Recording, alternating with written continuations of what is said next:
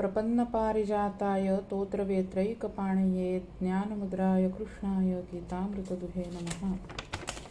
माधुर्यरसकल्लोलां शिवशक्त्यैकरूपिणीम् अमृतानुभवार्थाय वन्दे ज्ञानेशनन्दिनीम्।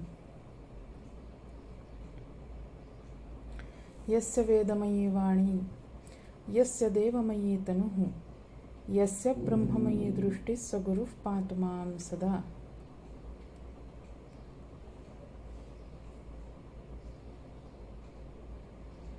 श्रुतिस्मृतिपुराणानाम् आलयं करुणालयं नमामि भगवत्पादं शङ्करं लोकशङ्करम्।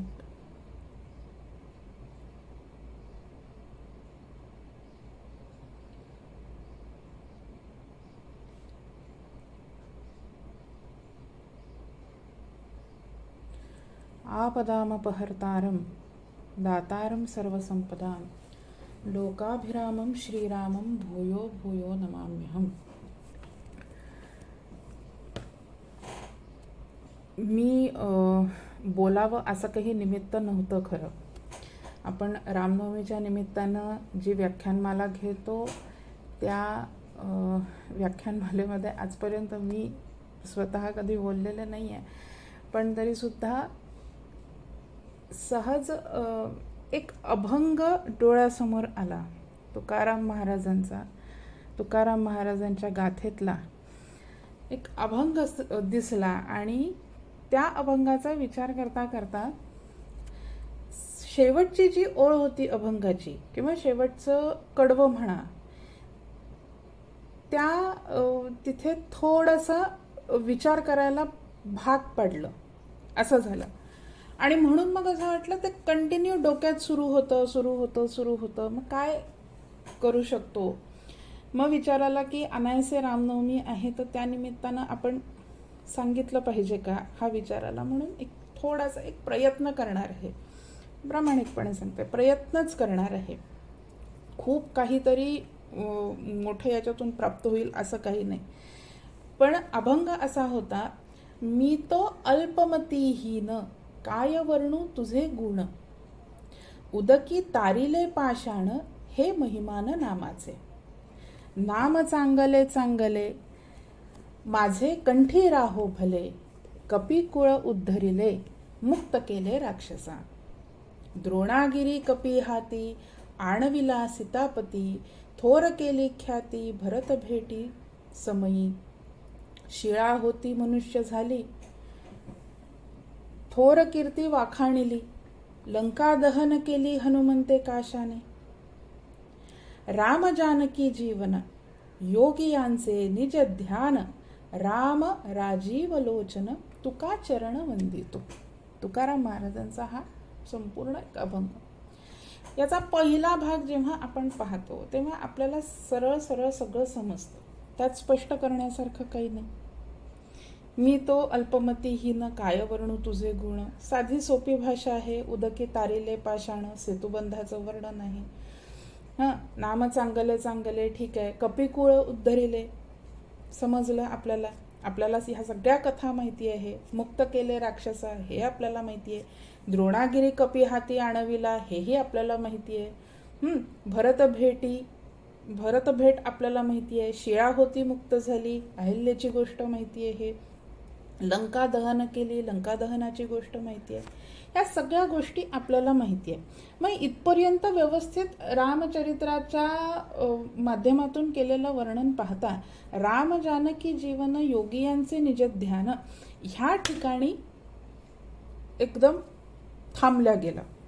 राम जानकी जीवन हेही आपण एक वेळ मान्य करतो की जानकी जीवन म्हणत असताना सीतापती, पण सीतापती पहिले घेतलेले संबोधन किंवा विशेषण रामाचं. मग पुन्हा इथे जानकी जीवन म्हणण्याचं कारण काय, हा एक प्रश्न होता. आणि त्याच्या पुढे राम जानकी जीवन योगियांचे निज ध्यान. मग ह्या जानकी जीवन योगियांचे निज ध्यान हा संबंध लागतो का,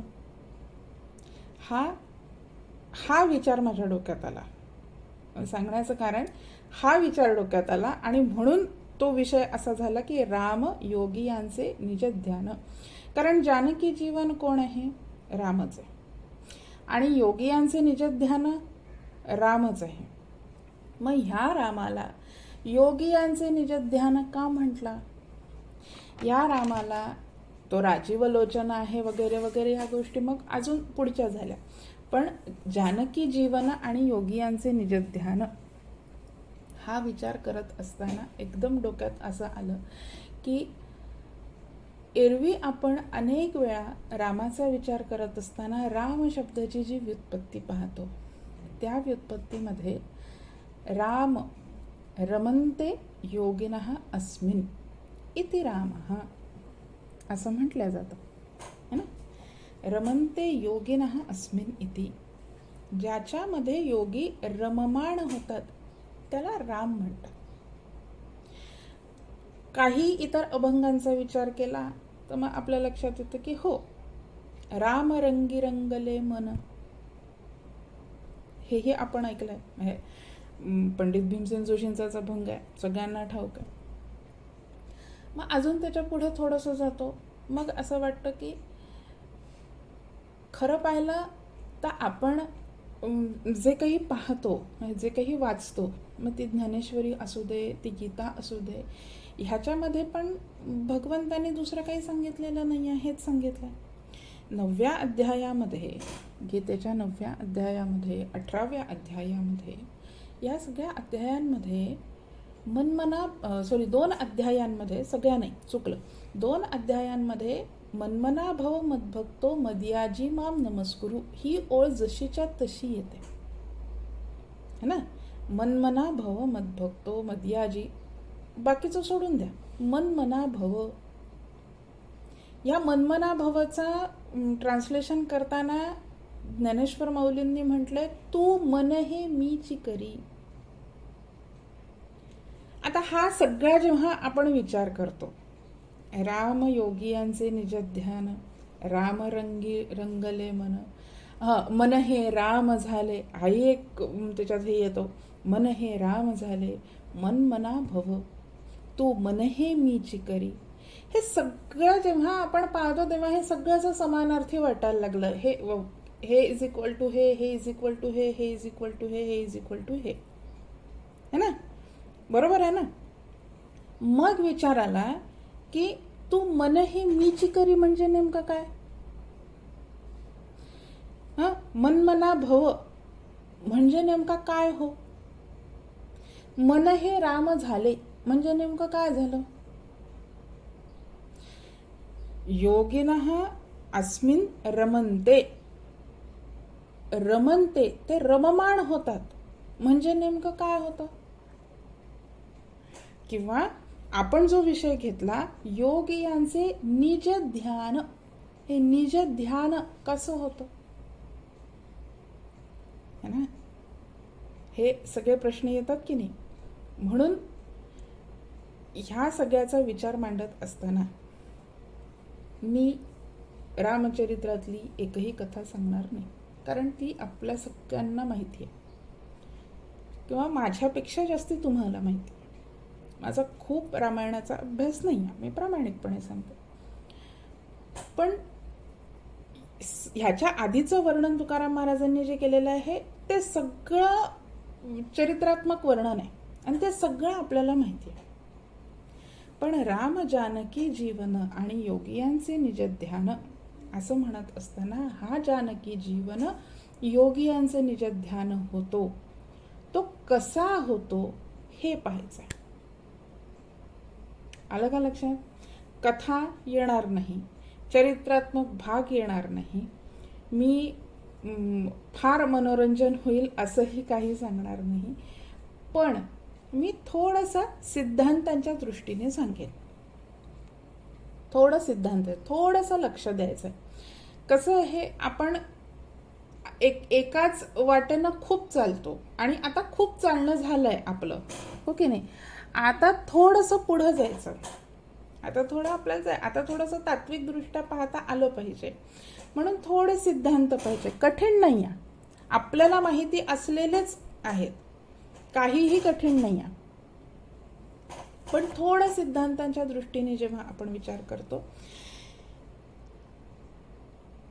त्यावेळेला योगियांचे निजध्यान असलेला जानकी जीवन. जानकी कोण होती? सीता. सीता कोण होती? रामाची पत्नी. रामाची पत्नी कोण होती? असं म्हणत असताना राम कोण होता? मग आता राम कोण होता? मर्यादा पुरुषोत्तम. मर्यादा काढून टाकली, पुरुषोत्तम. पुरुष उत्तम, उत्तम पुरुष होता. उत्तम पुरुष होता याचा अर्थ त्याच्या पलीकडे दुसरं कोणी नाही असा तो पुरुष होता. त्या पुरुषाची जी प्रकृती आहे ती सीता. ठीक आहे. आणि त्या सीतेला जानकी म्हटलं, जनक राजाची म्हणून. बरं, जनक राजा कोण होता? विदेही. ह्या विदेही जनकाची वैदेही जानकी, म्हणजे जिच्यातून देहभाव निघून गेलेला आहे, देहात्मवृत्ती जिथे निघून गेलेली आहे अशी जी तिचा जीवन, म्हणून मी म्हटलं पुरुषाची प्रकृती. आलं का लक्षात? पुरुषाची प्रकृती म्हणून सीता. मग तो मर्यादा पुरुषोत्तम, त्याची ती प्रकृती जानकी आणि तिचा जीवन. प्रकृतीवर पुरुषाचा प्रकाश पडतो त्यावेळेला प्रकृती ही संपूर्ण सृष्टी निर्माण करते. ते आपल्याला माहिती आहे ना. पुरुष मागे असतो की नाही, जिला आपण माया म्हणतो, जी भगवंताची शक्ती आहे ती माया. त्या मायेच्या पाठी कोण आहे? भगवंत आहे. किंवा मायेच्या पाठी कोण आहे? ब्रह्म आहे, परमात्मा आहे. त्या परमात्म्याच्या शक्तीने ही सृष्टी निर्माण होते. तशी जानकी ही त्या पुरुषाची प्रकृती आहे, म्हणून त्याला जानकी जीवन, राम जानकी जीवन असं म्हटलं. मग आता राम जानकी जीवन, हा जो जानकी जीवन आहे, जो पुरुष आहे, जो मर्यादा पुरुषोत्तम आहे. बरं, तिथे मर्यादा हा शब्द का आला? कारण विवेकी आहे म्हणून. ज्याला नित्य अनित्य वस्तू विवेक समजतो त्याला मर्यादा असं म्हणतात. ज्याला हा विवेक नित्य काय अनित्य काय हे ज्याला समजतं त्याला मर्यादा समजली. हे ज्याला समजलं तो उत्तम पुरुष असलेला राम. त्या रामाची व्युत्पत्ती करत असताना योगिनः अस्मिन् रमन्ति, ते योगियांचं निज ध्यान आहे असं म्हणतात. ठीक आहे. मग आता ह्या योगियांचं निजध्यान, कोणाचं निजध्यान आहे? योगियांचं निजध्यान आहे. मग योगी कोण? आपण गीतेमध्ये विचार करत असताना योगी शब्दाची एक मी व्याख्या सांगितली. योगी कोणाला म्हणायचं?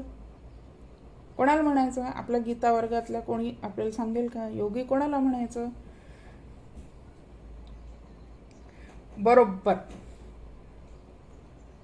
त्याला योगी म्हणायचं. अगदी बरोबर, व्हेरी गुड. आत्मज्ञानासाठी जो प्रयत्न करतोय त्याला योगी म्हणायचं. असा जो योगी आहे, असे जे योगी आहेत, कारण योगी यांचे बहुवचन घेतला ना, असे जे योगी आहेत त्यांचं निज ध्यान. आता निज स्वतःच ध्यान लावणे आपल्याला माहिती. कसं असतं, जो योगी आहे तो योग करतो म्हणत असताना तो आत्मज्ञानासाठी प्रयत्न करतो. मग आत्मज्ञानासाठी प्रयत्न करण्यासाठी ज्ञान प्राप्त करतो. ते ज्ञान प्राप्त करण्यासाठी काहीतरी साधन करतो. हे जे साधन आहे, ह्या साधनाचे दोन अंग असतात. एक असतं अंतरंग साधन आणि एक असतं बहिरंग साधन. लक्षात ठेवायचं, सोपं आहे, कठीण नाही आहे. एक असतं अंतरंग साधन आणि एक असतं बहिरंग साधन. आपल्याला अष्टांग योग माहिती आहे. यम, नियम, आसन, प्राणायाम, प्रत्याहार, धारणा, ध्यान, समाधी, हा अष्टांग योग आहे. ह्या अष्टांग योगामध्ये यम, नियम, आसन, प्राणायाम, प्रत्याहार ही बहिरंग साधनं आहेत आणि धारणा, ध्यान, समाधी ही अंतरंग साधन आहेत. बहिरंग साधन कशाला म्हणतात? जे साधन आपल्याला व्हाया नेतं. व्हाया म्हणजे अमुक अमुक हे करावं लागलं तर अमुक अमुक हे प्राप्त होतं. हे बहिरंग साधन झालं. बहिरंग साधन झालं. याला आपण निष्काम कर्म करा, कर्म करा, निष्काम कर्म करा. हे बा, एक लक्षात ठेवा, कोणत्या तरी फलामध्ये प्रवृत्त होण्यासाठी, कोणत्या तरी फलासाठी उपयोगी जे पडतं त्याला बहिरंग साधन म्हणतात. फळ प्राप्त करण्यासाठी जे आपल्याला उपयोगी आहे, मग ते बाह्य वस्तूंनी स्वीकारल्या जातं, म्हणून त्याला बहिरंग साधन. जेवढं आपण बाहेरून करू शकतो या सगळ्याला बहिरंग साधन म्हणतात. ज्याला आपण गीता ज्ञानेश्वरी शिकत असताना, दासबोध शिकत असताना जिथे निष्काम कर्म करा, निष्काम कर्म करा, कर्म करा, हे कर्म करणे बहिरंग साधन झालं. उपासना करणे बहिरंग साधन झालं. अंतरंग साधन ज्याला आपण मनन म्हणतो, श्रवण, मनन, निधिध्यासन हे सगळे शब्द आपण वापरतो पहा. मग हे जे श्रवण, मनन, निधिध्यासन हे कुठे आहे? आतल्या आत. म्हणून ही सगळी झाली अंतरंग साधन. अंतरंग साधन देवाच्या साक्षात्कारासाठी जे साक्षात उपयोगी पडतं त्याला अंतरंग साधन म्हणायचं. आणि देवाच्या दर्शनासाठी जे आपण बाह्य प्रयत्न करतो त्याला बहिरंग साधन म्हणायचं. सोपी परिभाषा. ठीक आहे. मग हे अंतरंग साधन आणि बहिरंग साधन, ह्याच्यामध्ये बहिरंग साधनामध्ये आपण कर्माचा विचार आणला. निष्काम कर्म करा, निष्काम कर्म करा. आपल्याला कुठे जायचंय? आपला मूळ मुद्दा सोडायचा नाही. योगी यांचे निज ध्यान. त्याच्यासाठी योगी कसा होतो हे पहिले आपल्याला पाहायचंय. तो योगी झालेला निज ध्यान कसा होतो हे नंतर पाहायचंय. म्हणून पहिले योगी कसा होतो, त्याच्यासाठी मग अष्टांग योग घेतला. खरं अंतरंग बहिरंग सांगण्यासाठी घेतला ते पण. तर निष्काम कर्म करा, कर्म करा. कर्म कशासाठी करा? कर्माणि चित्तशुद्ध्यर्थम, है ना. कर्माणि चित्तशुद्ध्यर्थम. कर्म का करायचं? चित्तशुद्धीसाठी कर्म करायचं. चित्तशुद्ध होण्यासाठी कर्म करायचं. कसं असतं, आपल्याला हे सगळे जण सांगतात की चित्तशुद्ध करण्यासाठी कर्म करायचं. पण चित्तशुद्ध होतं कसं हे कोणीच सांगत नाही. कोणीच सांगत नाही. जीव असतो ना, आपण, आपला जीव आहे ना, ह्या जीवाचे 3 दोष सांगितले वेदांताने. वेदांतामध्ये 3 दोष सांगितले जीवाचे. कोणते कोणते? मल, विक्षेप आणि आवरण, असे 3 दोष सांगितले. मलदोष, विक्षेपदोष आणि आवरण. मलदोष कशाला म्हणतात? मलदोष म्हणजे पापाचं निवारण, पाप करण्याची प्रवृत्ती, हा मलदोष आहे. पाप करण्याची प्रवृत्ती हा मलदोषाचा विचार. त्याच्यानंतर कोणता होता? विक्षेप. विक्षेप कशाला म्हणायचं? मनातली जी चंचलता आहे, अंतःकरणातली चंचलता, हा विक्षेप दोष झाला. मलदोष आणि विक्षेप, अंतःकरणातली चंचल. कुठल्याही साधनेशिवाय अंतःकरण स्थिर होत नाही. कोणीही असा ह्या जगतामध्ये सापडणार नाही ज्यानं साधनेशिवाय त्याचं अंतःकरण स्थिर केलेलं आहे. असं कोणीही नसतो. तुम्हाला हे माहिती असेल ना, खूप इतक्यात हे झालं तर काय, मकाराहा दशचंचलाहा, 10 मकार चंचल असणारे, है ना. त्याच्यात काय आहे? मन, मधुकर, मदन, मीन, मानिनी, अजून काय आहे?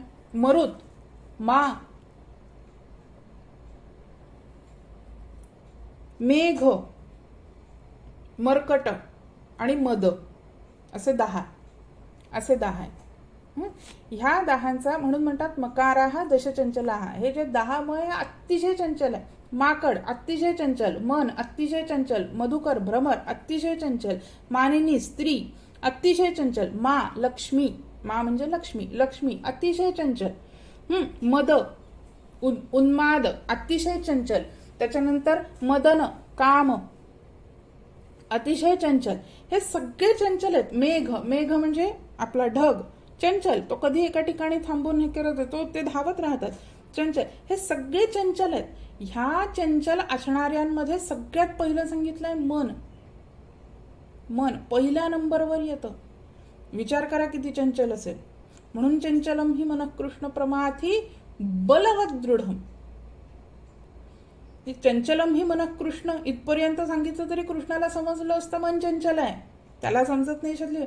पण विशेषण काय घेतलंय, प्रमाथी बलवत दृढम. ऐकता ऐकत नाही. किती त्याच्या मागे ऐकतच नाही. म्हणून मन चंचल ही जी अंतःकरणाची अस्थिरता आहे याला विक्षेप दोष असं म्हणतात. विक्षेप दोष. हा झाला विक्षेप दोष. आणि पहिला कोणता पाहिला, मल, पाप, पाप वासना. वासना, वासना शब्द आपण अनेकदा ऐकतो की नाही. वासना, वासना कशाला म्हणतात, एखादा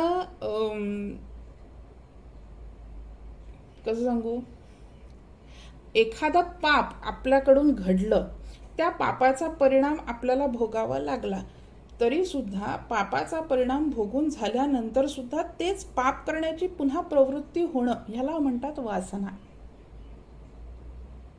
आलं का लक्षात, वासना.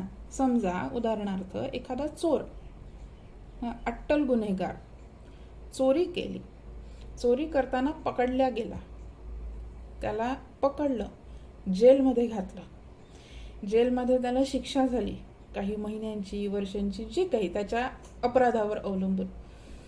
आता त्यांनी पाप नावाचं कर्म, चोरी नावाचं पापकर्म केलं. त्या पापकर्माची त्याला शिक्षा मिळाली की तो जेलमध्ये गेला. जेलमध्ये गेल्यामुळे जे फल होतं ते त्याचं भोगून झालं, त्याच्या पापाचं खरं निवारण झालं ना. पण जेलमधून जेव्हा तो सुटतो त्यावेळेला तो काय करतो, तो पुन्हा चोरीच करतो. म्हणजे ही जी पाप करण्याची पुन्हा पुन्हा होणारी सजातीय वृत्ती, ह्याला वासना म्हणतात. कोणतंही कर्म केलं, त्याचं दुःख भोगलं, पण ते दुःख भोगून सुद्धा त्या पाप कर्मानं आपली जी सूक्ष्म अवस्था सोडलेली असते ना तिथे, त्याच्या अंतःकरणामध्ये, त्याला वासना असं म्हणतात. आलं का लक्षात.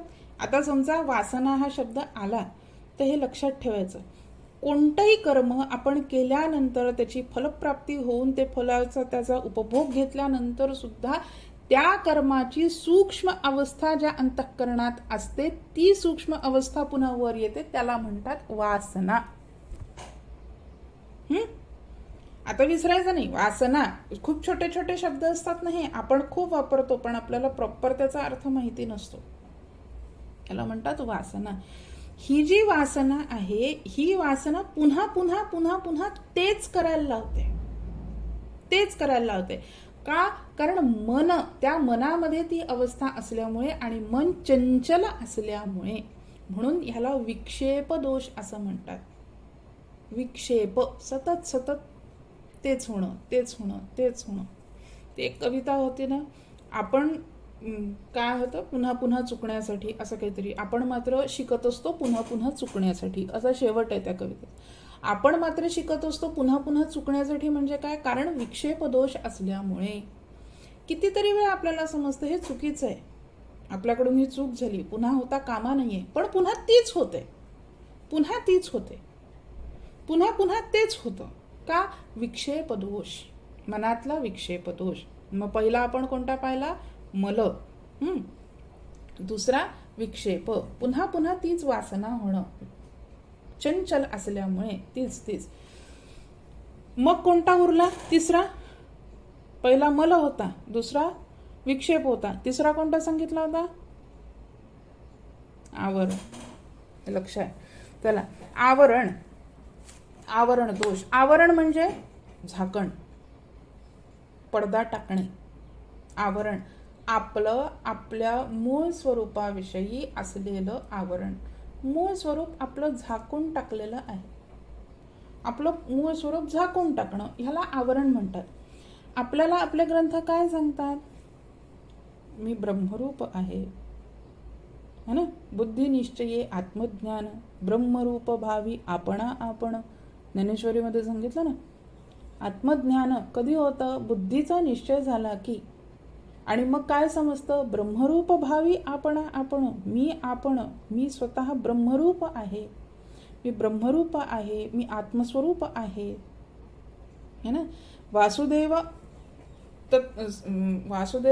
काय ती ओवी जी काही असेल, मी रामरूप आहे असं घेऊ. आपला विषय समजा राम योगी यांचे निजध्यान. मी रामरूप आहे.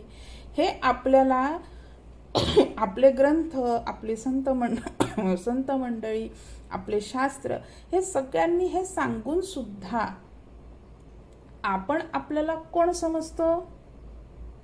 मी ब्रह्म आहे हे समजतो की मी हा 3.5 हाताचा देह आहे असं समजतो?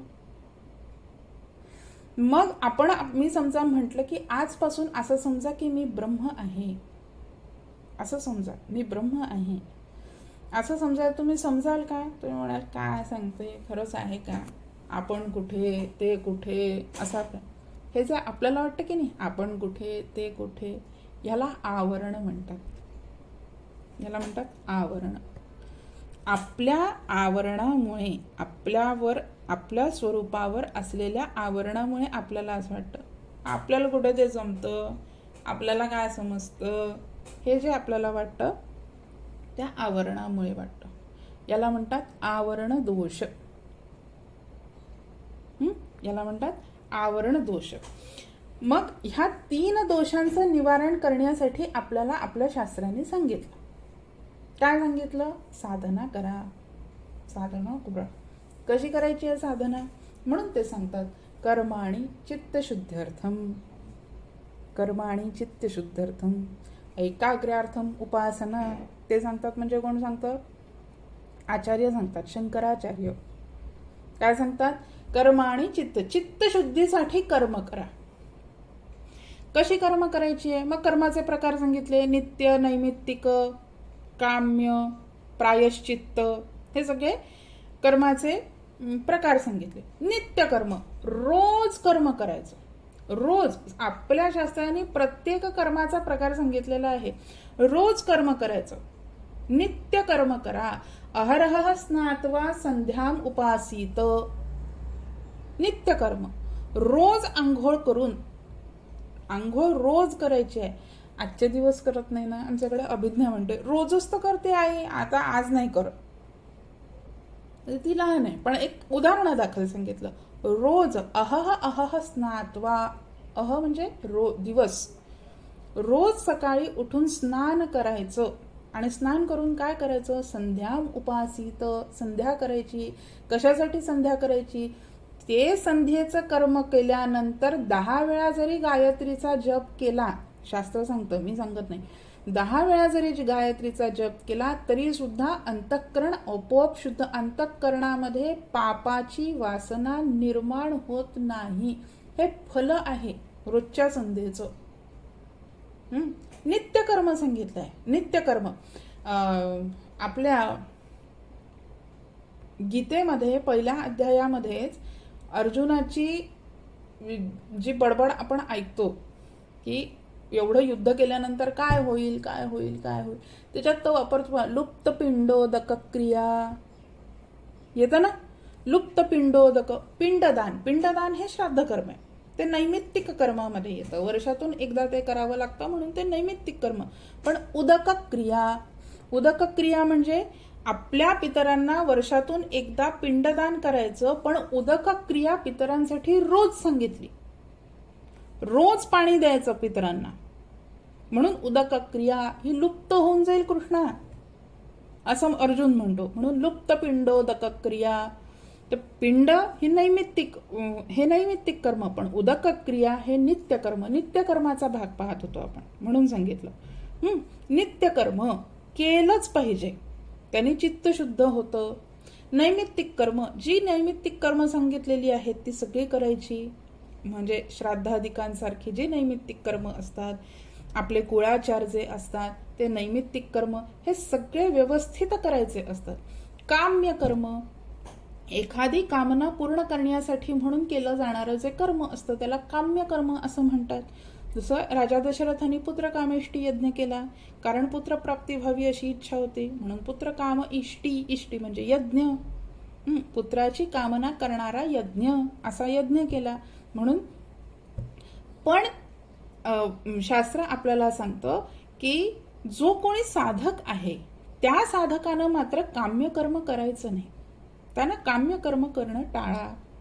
हा, ते काम्य कर्म समजा समाजाच्या कल्याणासाठी असेल, समाजाच्या हितासाठी असेल, तर ते काम्य कर्म मात्र तुम्ही करू शकता.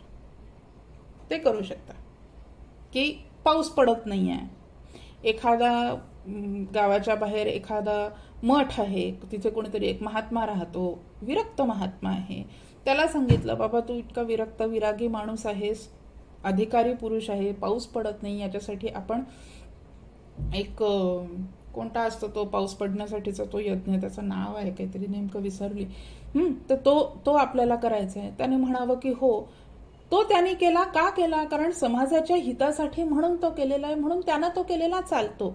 मात्र त्यांनी स्वतःच्या कामनेसाठी काम्य कर्म करू नये. जो साधक आहे स्वतःच्या हितासाठी करू नये. कुठलंही कर्म करत असताना समजा काही दोष निर्माण झाला, आपल्या हातून चूक झाली, हे आपल्याला समजलं, त्याच्यासाठी म्हणून प्रायश्चित्त कर्म सांगितलेलं आहे. प्रायश्चित्त कर्म करायचं. हे सगळी कर्माची जी एक हे सांगितली आपल्याला संकल्पना, ती कशासाठी सांगितली? चित्तशुद्ध्यर्थम कर्म आणि चित्तशुद्ध्यर्थम. ह्यानी काय होतं? मलदोष निवारण होतं. आपल्या मनामध्ये निर्माण होणारं पाप कमी होतं, नष्ट होतं. आणि ते कमी अंतःकरणातलं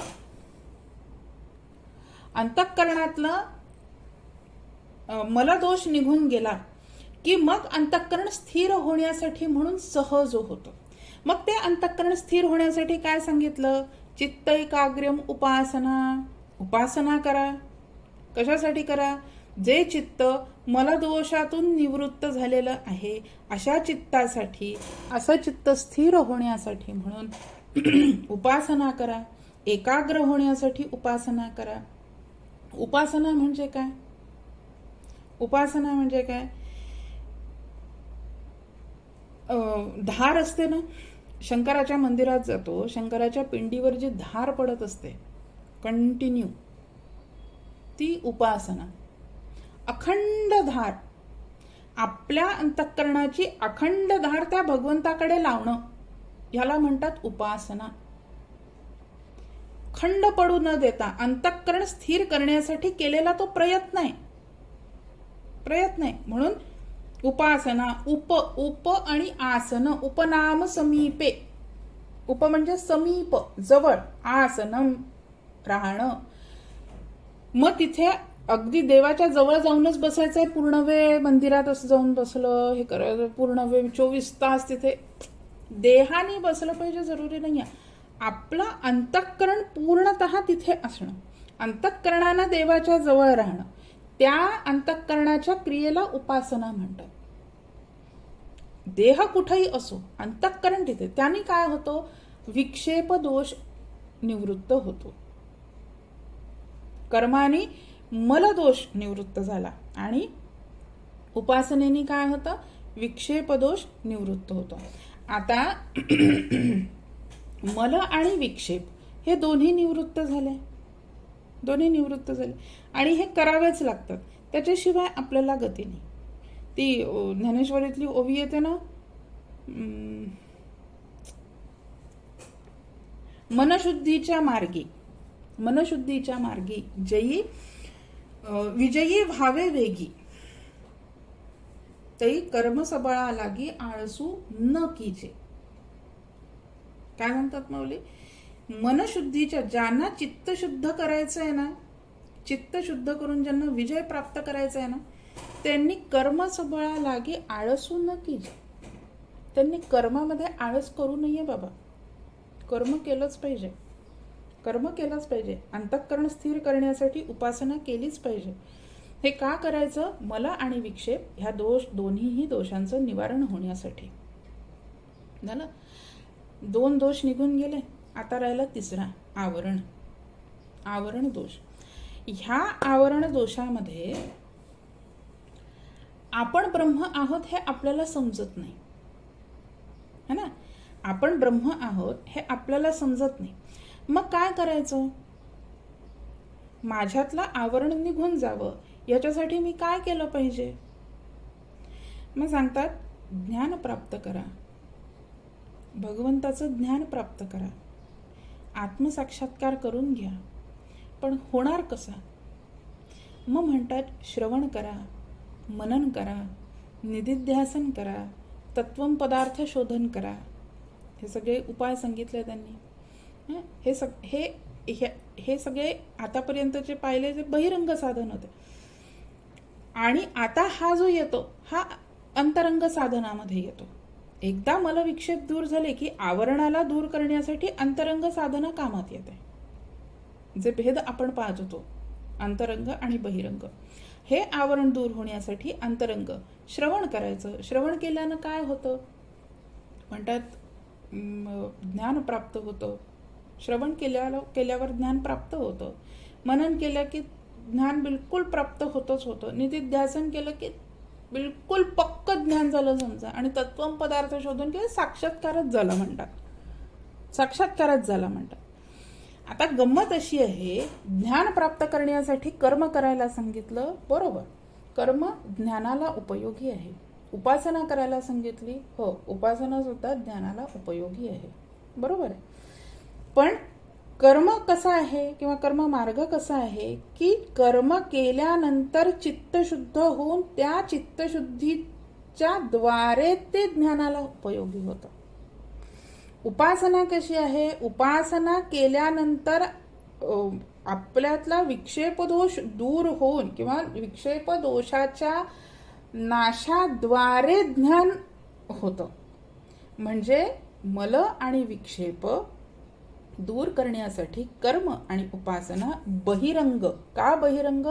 कारण मी सांगितलं ना, वाया जाणारे जे मार्ग असतात, द्वारे, चित्तशुद्धीच्या द्वारे, दोष निवृत्तीच्या द्वारे, है ना, किंवा हो, दोष निवृत्तीच्या द्वारा वाया जे जातो आपण, ते बहिरंग साधन. मग अंतरंग साधनामध्ये येतात, जिथे साक्षात ज्ञान होतं, त्याला म्हणतात अंतरंग साधन. हे ज्ञानासाठी उपयोगी आहे. हे ज्ञानासाठी. इथे आपण अष्टांग योग पाहत होतो. अष्टांग योगामध्ये आपण हे दोन आणले होते ना, प्रत्याहारापर्यंत बहिरंग साधन, धारणा, ध्यान आणि समाधी, हे अंतरंग साधन. आता हे पाहत असताना हे का पाहिलं आपण? राम योगियांचे निजध्यान हे पाहण्यासाठी. मग कशासाठी? तो जो योगियांचे म्हणत असणारा जो योगी आहे, तो योगी कसा होतो त्याच्यासाठी, बरोबर आहे. विषय विसरायचा नाही. रामयोगियांचे निजध्यान. योग मार्गामध्ये बहिरंग साधना जी आहे ती साधना आहे सांगितली आहे, पण ती केवळ साधना म्हणून सांगितली. पण जी अंतरंग साधना आहे, धारणा, ध्यान आणि समाधी, ही खरी योग साधना आहे असं म्हणतात. धारणा, ध्यान आणि समाधी. काय याला अंतरंग म्हटलं? कारण समाधीकडे जातोय, आत जातोय. आता इथे तुम्हाला बाहेरचं काहीही दिसणार नाही, बाहेरच्या गोष्टींशी काहीही घेणं देणं नाहीये. जे काही आहे ते सगळं आत आहे, सगळं आत वळवायचंय. म्हणून त्याला अंतरंग साधना म्हणतात. ह्या तिन्हीला, धारणा, ध्यान आणि समाधी, ह्या तिन्हीला पातंजल योगसूत्रामध्ये त्यांनी सूत्र दिलेलं आहे, त्रयम एकत्र संयमः. ह्या तिन्हीला एक नाव दिलं. तीनचा जो हा गट आहे, धारणा, ध्यान आणि समाधी, याला संयम म्हणतात. याला म्हणतात संयम साधना, ह्या तिन्हीला. कारण ते आपल्याला हळूहळू तिकडे नेतं. कुठे नेतं? मनमना भव, तू मन हे मीची करी. मन हे राम झाले. जितक्या उक्ती आपण वापरल्या तेवढ्या घ्या सगळ्या. राम रंगी रंगले मन, राम योगियांचे निज ध्यान. लक्ष ठेवा, अंतरंग साधनेत आता तो योगी येतो. बहिरंग सगळी साधना करून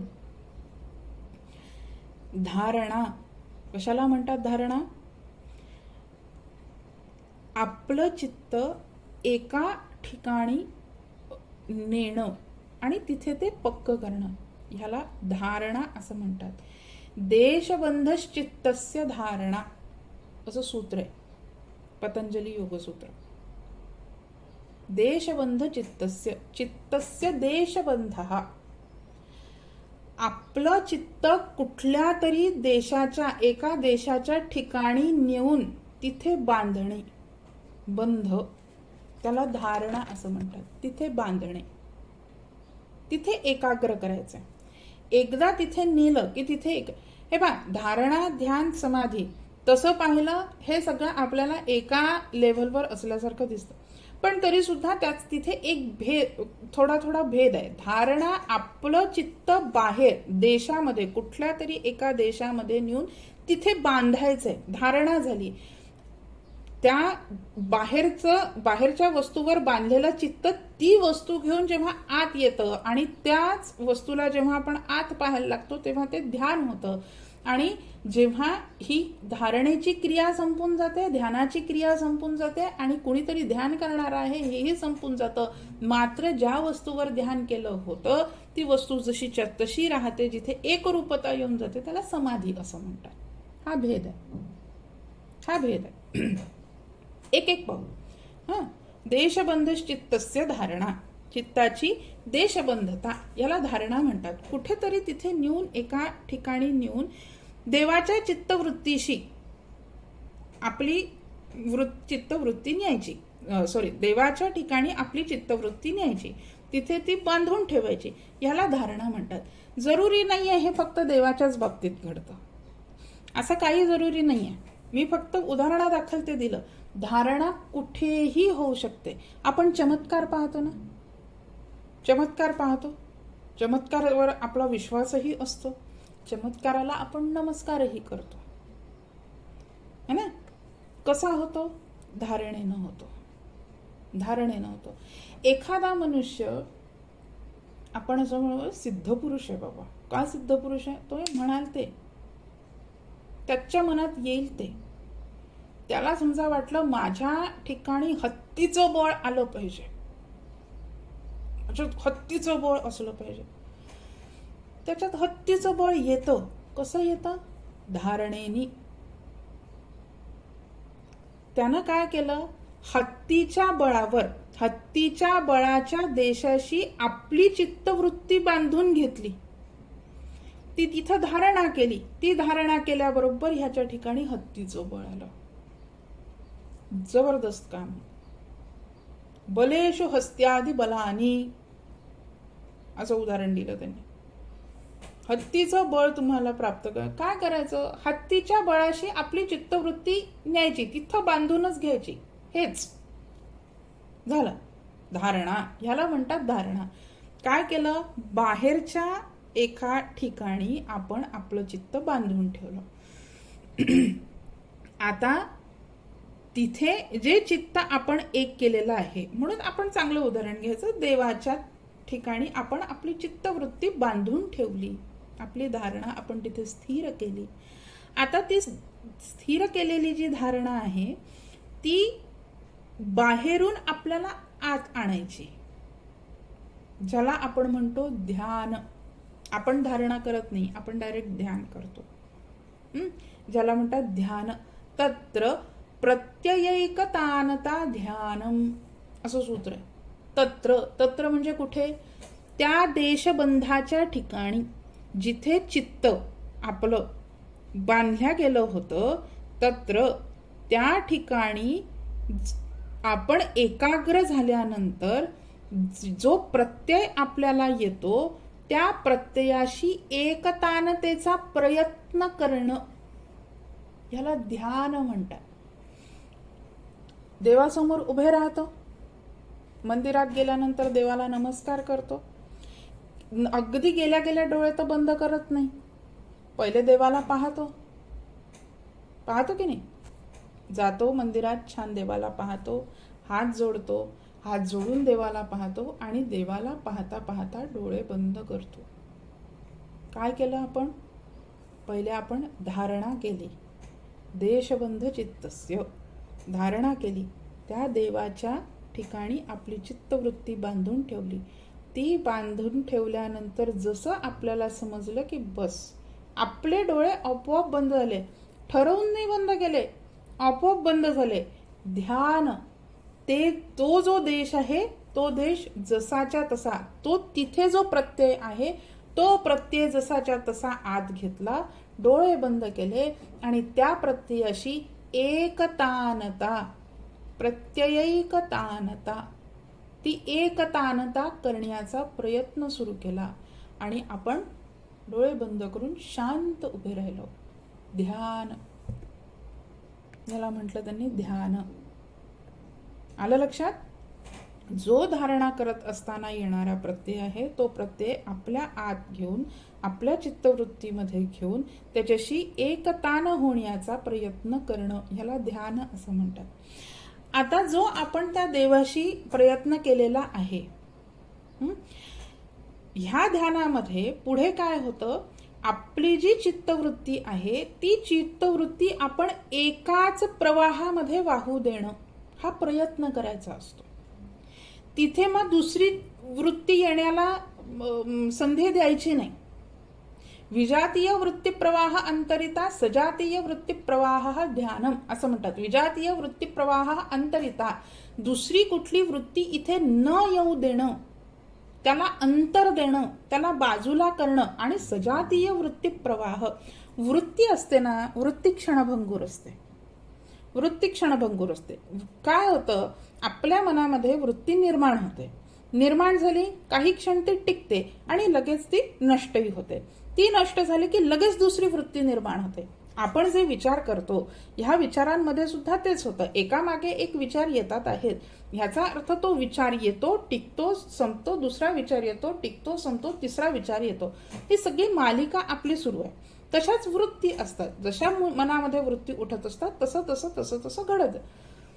मग ही जी वृत्ती निर्माण होते, टिकते आणि नष्ट होते, ती नष्ट झाल्याबरोबर जी दुसरी निर्माण होते ना, ती दुसरी निर्माण होण्याच्या आधी ही नष्ट होत असतानाच दुसरी जी वृत्ती निर्माण होणारी आहे, ती सजातीय वृत्तीच निर्माण होऊ देणे, याला सजातीय वृत्ती प्रवाह असं म्हणतात. म्हणजे ध्यान करत असताना त्या प्रत्ययाशी जी एकतानता आपल्याला करायची आहे, ती एकतानता करत असताना दुसरी वृत्ती मनामध्ये येऊ न देणं, केवळ तोच प्रत्यय आपल्या मनामध्ये पूर्ण वेळ फिरतो आहे.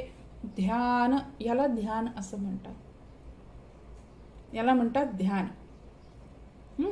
आता ह्या ध्यानापर्यंत आल्यानंतर प्रत्ययाशी एकता न होता होता त्या प्रत्ययाशी एकरूप होणं, ह्याला समाधी म्हणतात.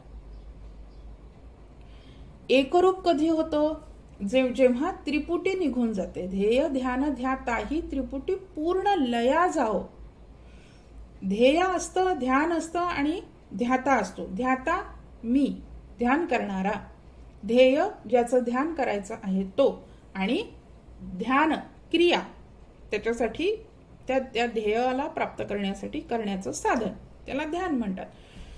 मग समाधीमध्ये काय होतं, तदेव अर्थमात्र निर्भासम स्वरूप शून्यमिव समाधी. स्वरूप शून्यम इव, स्वरूप ध्याता निघून जातो.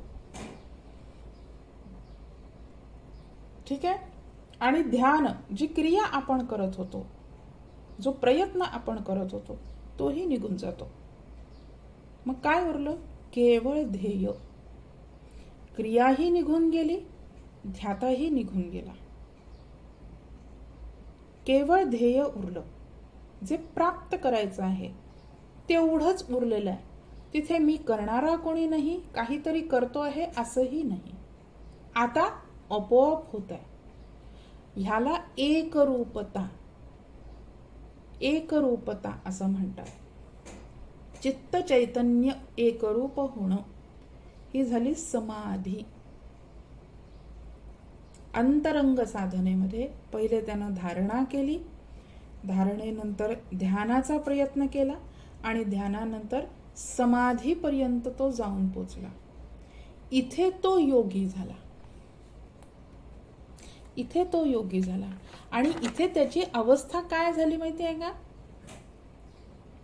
मन मना भव, तू मन हे मीची करी. तुझं मन मी कर म्हणजे नेमकं काय कर? हे कर,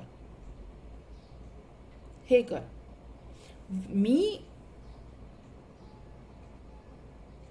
मी वासुदेव तत्वता कळो येईल विचारिता, ही ओवी होती. मला ती मगाशीची सांगायची.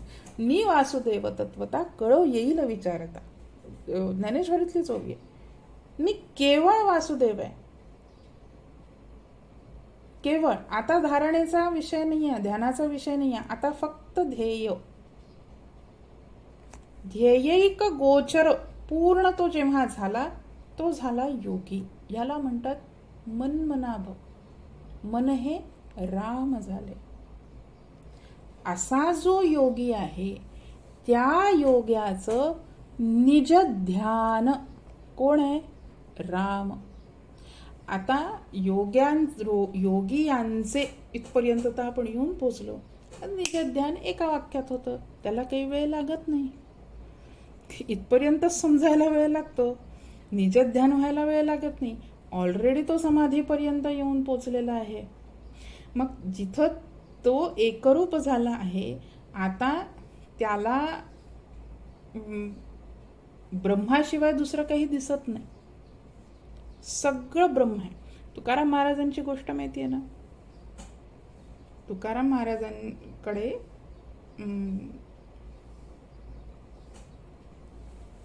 त्यांचा मेवणा आला म्हणे जेवायला. मेवणा बायकोचा भाऊ असतो ना, जेवायला आला.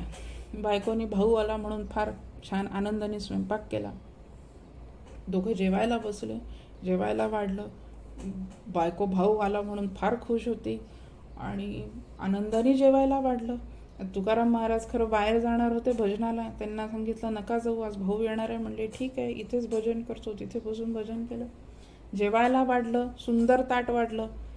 जेवायला लागले, तुकाराम महाराज जेवायला लागले. आता तुकाराम महाराजांना प्रत्येक अन्न ब्रह्म आहे.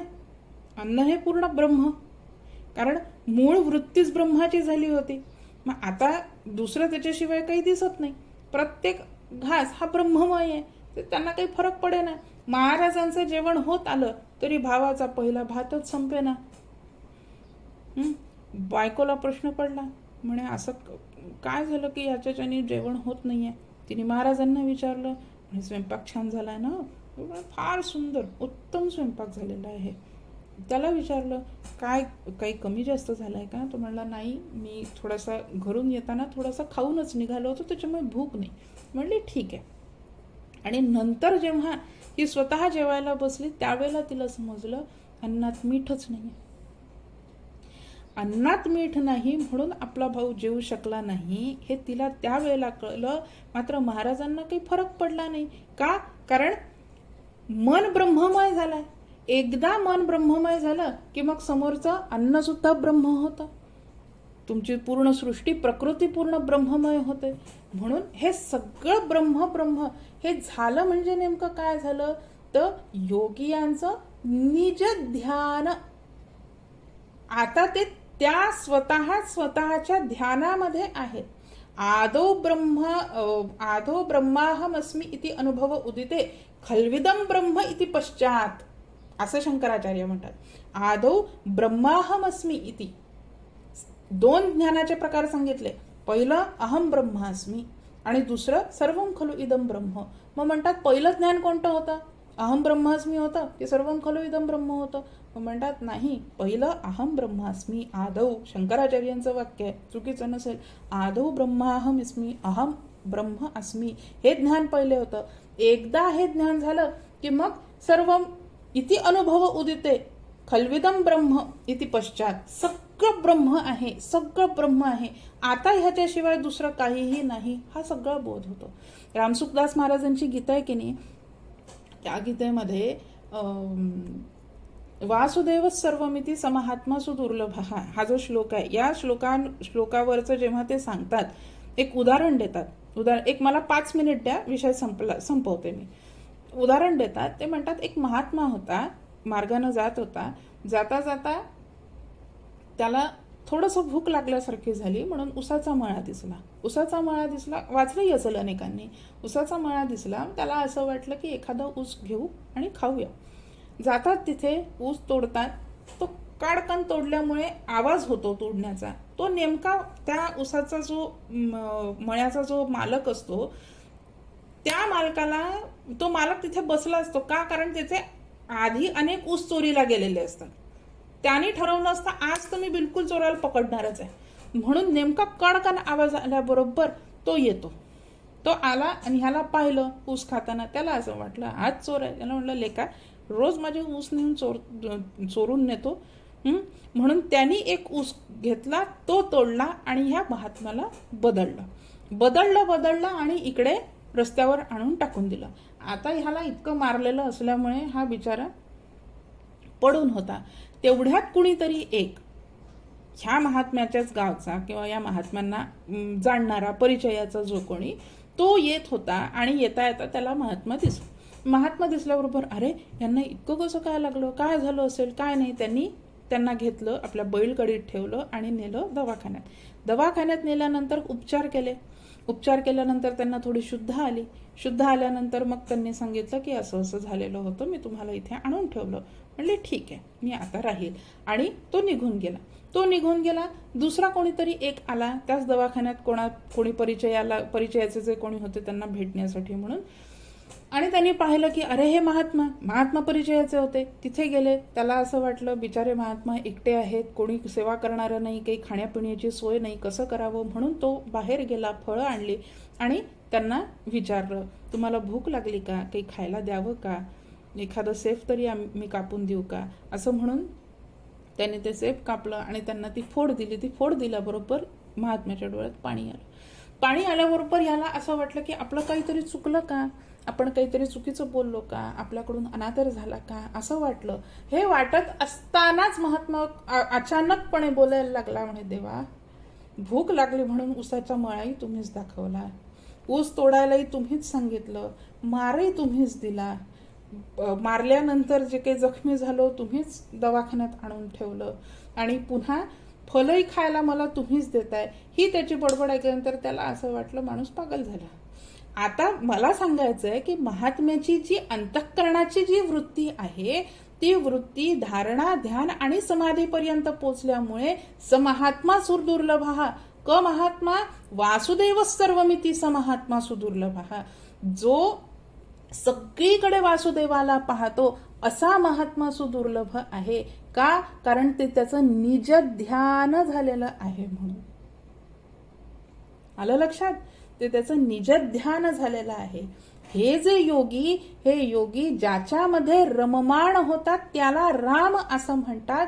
हा जो राम आहे हा त्यांचं निज ध्यान आहे, जे कायम त्याच्यामध्ये आहे. त्याच्याशिवाय दुसरा आता त्याला काहीही दिसत नाही. धारणाही तीच झाली आहे, ध्यानही तेच झालं आहे आणि समाधीही तीच झालेली आहे.